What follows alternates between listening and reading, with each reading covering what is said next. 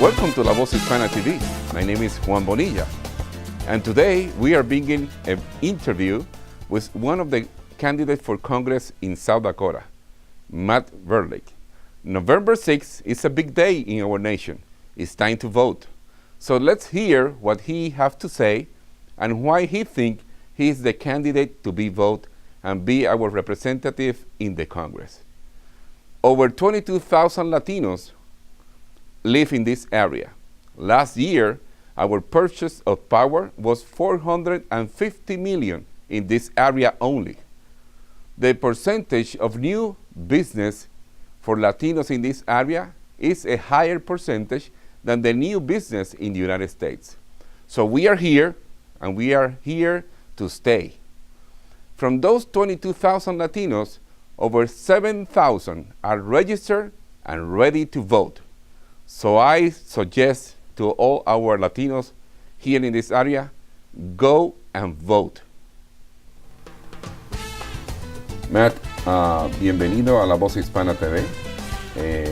Gracias por aceptar nuestra invitación a estar con la Voz Hispana y llevar el mensaje a nuestra comunidad de la importancia de tener un representante en el Congreso que nos oiga y que nos tome en cuenta. Y gracias por esa oportunidad.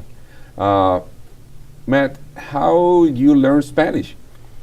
Bueno, pasé un verano en Paraguay hace unos años y antes estudié en la escuela y también pasé un rato en Monterrey de México y practico un poco, pero obviamente no hablo perfectamente bien, entonces podemos cambiar entre inglés y español. Okay. We will start the question in English, okay? And the first question is, what can the next Congress do to create economic opportunities for the people in South Dakota? And do you think the Congress has failed in this regard? That's a very important question. I do think Congress has not done nearly as much as it could have done. And I think the biggest thing Congress could do to help is to eliminate so much uncertainty about issues that haven't been tackled. They haven't taken action on the deficit, and people are wondering if they will.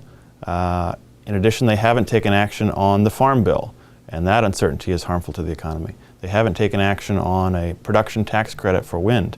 So I'm in this race to bring a more constructive approach where we work together to tackle those issues, eliminate the uncertainty, and unleash new optimism for the economy. Okay, the next question is, how will you provide and enhance educational opportunities for working class families? Educational opportunities? Well, I think that is very important, and to me, the best economic development policy is a good education policy. And so I believe that means we need to be willing to invest in education, and this is a fundamental difference with my opponent. She has voted for budgets that would give tax breaks to wealthy individuals, millionaires and billionaires, but cut Pell Grants that help young people go to college. She would cut Head Start funding, which helps disadvantaged children be prepared to do well in school. Well, I'm someone who actually comes from a lower income background, and I needed a few helping hands, along with my own hard work, to be able to climb the economic ladder and make it into the middle class. And so I have different priorities when it comes to budgeting. I don't think we can afford huge new tax breaks for millionaires and billionaires. I think we should continue to invest in Pell Grants, in Head Start, in elementary and high school education. And I think that is what will enable the middle class to grow and enable more students to get a good education. Do you believe there's room for compromise between Democrats and Republicans on the issue of immigration reform? And would you support the DREAM Act? Comprehensive immigration reform is very important because right now I think there is widespread agreement that our system is broken. We do need to do better. And I believe there is ground for compromise as well. In fact, in the past, there was more bipartisan agreement about how to move forward on comprehensive immigration reform. And I still support that concept, which to me means two things mainly. Number one, continuing to strengthen border security, because we want to make sure that all the people who do take the time and the effort to go through the system and follow all the rules, that we reward them for following the rules. We don't want to reward those that do not follow the rules. But in addition, we also need to find a humane and practical way to deal with the many, many millions of people who are here illegally, and we need to find a way to bring them out of the shadows and into the mainstream of society. And that means that for those who have a violent background, for example, we need to find them and deport them. But we also need to find ways for others, if they're willing to meet conditions and follow the rules, to come into the mainstream of American society. And as for the DREAM Act, Juan, I did not mention that, but I do support the DREAM Act. You know, for so many young people, they view themselves as Americans, and they hope to build their lives here and go to school here and serve in the military here. And I don't think that we should hold them responsible for the mistakes of their parents.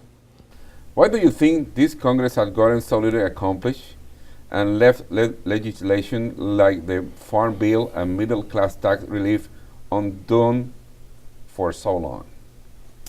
Well, and this issue of the Congress failing to act on so many important topics is a big issue in the campaign, and I'm in the race because I think we need more members of Congress who are willing to focus on finding common ground and getting the job done.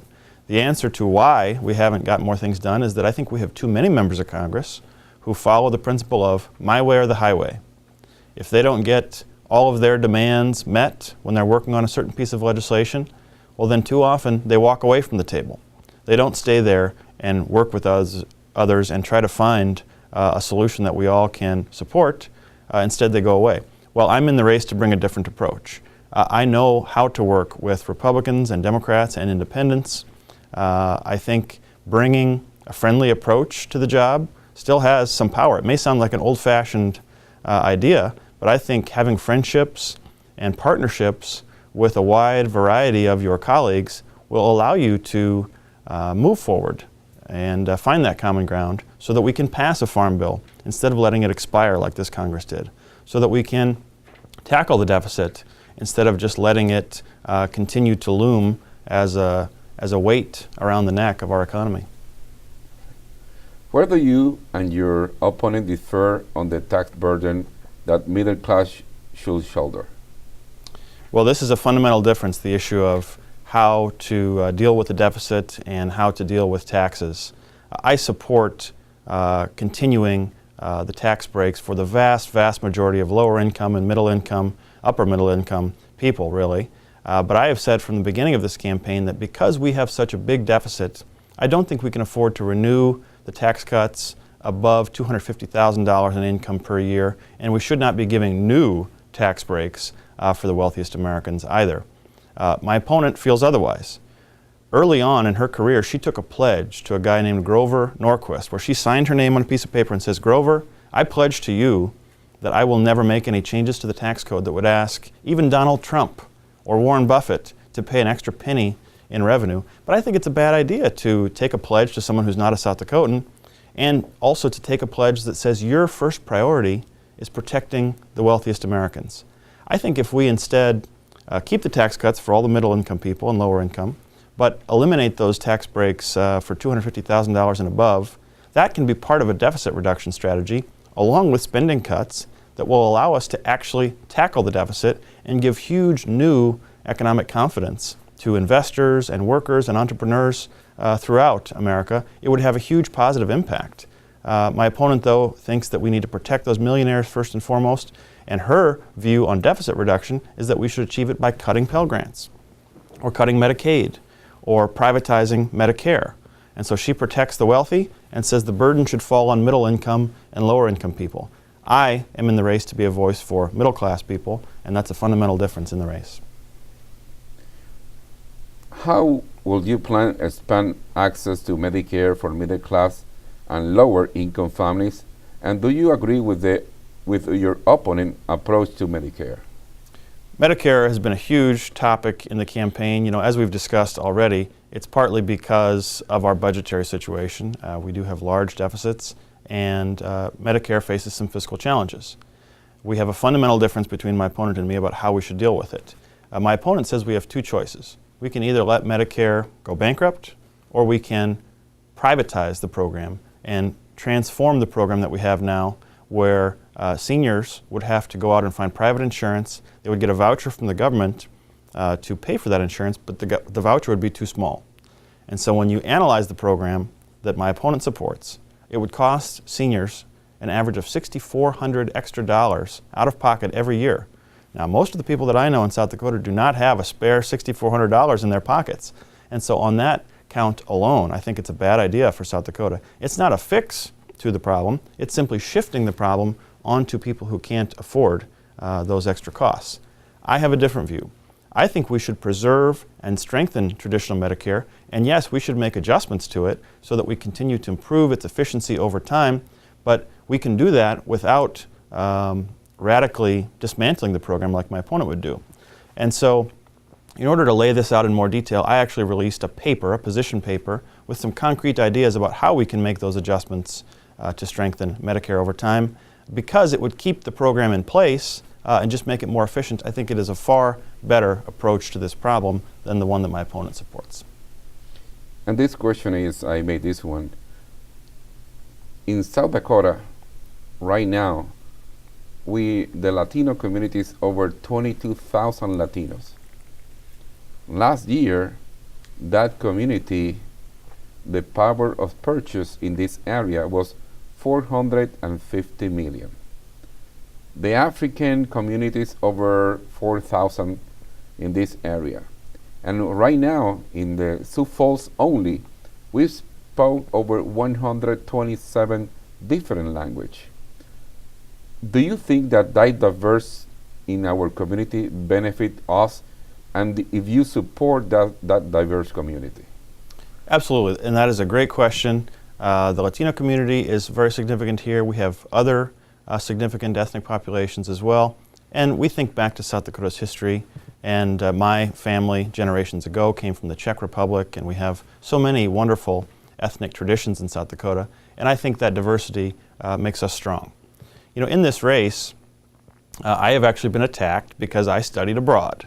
I was able to study in England and Scotland, and this hasn't been in the attack ads, but I've also spent time in Paraguay and Argentina and other places, as I mentioned.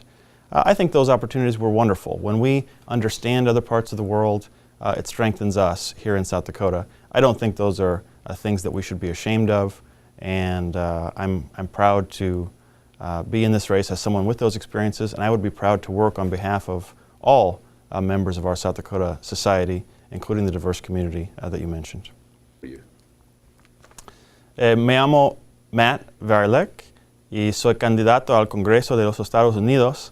I'm Matt Varilek. I'm running for Congress because I want to be a voice for middle-class South Dakotans and people trying to work their way into the middle class. Too often, Washington, I think, is rigged to serve the wealthiest individuals and the biggest corporations. But I come from a lower-income background, and I have had to work my whole life, just like so many South Dakotans have, and I want to tip the balance back in favor of regular South Dakotans. In addition, I'm tired of the my way or the highway attitude that is so common in Washington these days, and that is preventing us from getting things done for all South Dakotans and all Americans. I'm going to bring a different approach to Washington, where I'll be willing to work with others. I'll be willing to use the dreaded C word of compromise if I think the compromise is in the interests of South Dakota and the nation. And finally, my opponent has faced very significant questions about whether she's even showing up to her committee meetings and showing up to speak for South Dakotans to do one of the most basic parts of the job, because of course we only have one voice in the U.S. House, and if that voice isn't being heard, that means we as South Dakotans aren't being heard. Well, I've had to work hard my whole life, just like so many South Dakotans. I will show up, and I will speak up aggressively on behalf of all South Dakotans. I believe that South Dakotans deserve a member of Congress who works just as hard as all of you do, and if you choose me in this election on November 6th, that's exactly what you'll get. Thank you very much.